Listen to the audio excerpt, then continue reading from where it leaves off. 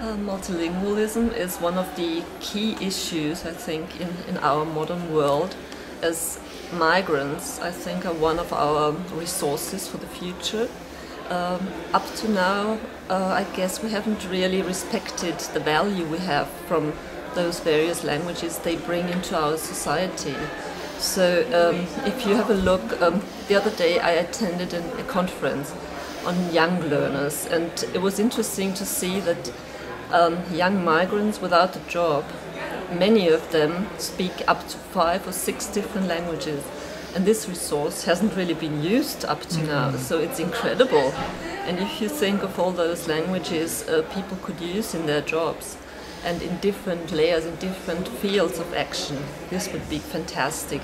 Especially those languages which are not valued that much nowadays. You know, nowadays we have this big divide between English or French as good languages and those others like Turkish or Croatian or Asian languages as okay, yeah, they speak some languages but nobody cares about it.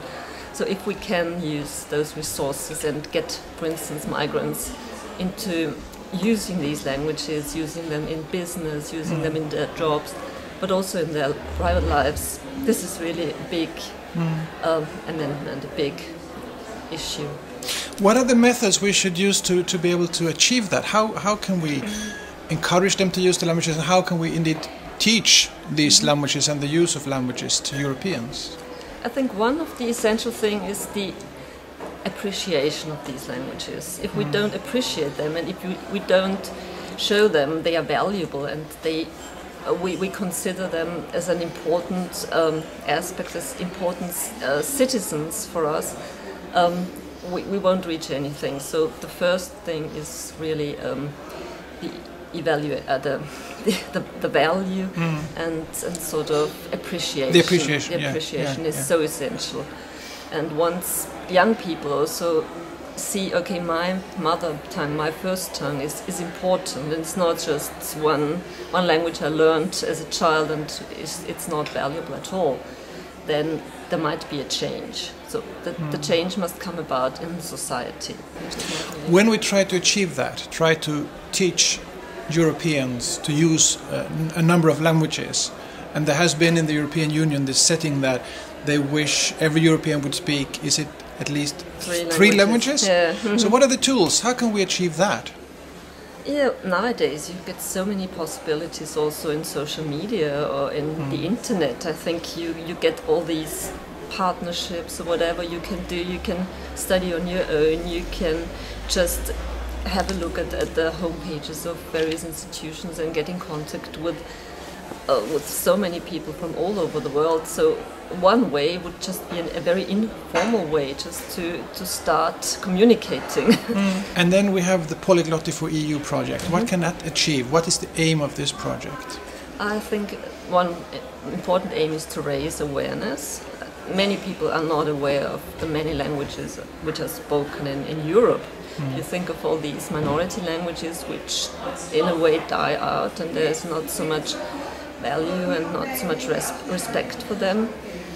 It's important to just point out, look, there is this and this and this, and there's so many things you can do in all these languages. There is literature, there is, I think with every language that dies out, there is a whole community and a whole wealth of different aspects of expressing oneself is lost. And so it's so important to really foster this and to have both things. I wouldn't say it's not important to have English as a communication language for everybody to communicate in a way, but also to have these other languages and have different cultures, like having many different species where you also couldn't say, okay, it doesn't matter if this or that bird dies out. So let's say I've heard what you said and I've become interested. What can Polyglotti offer me as an interested adult citizen of Europe? One possibility would be all these online tools we have tested.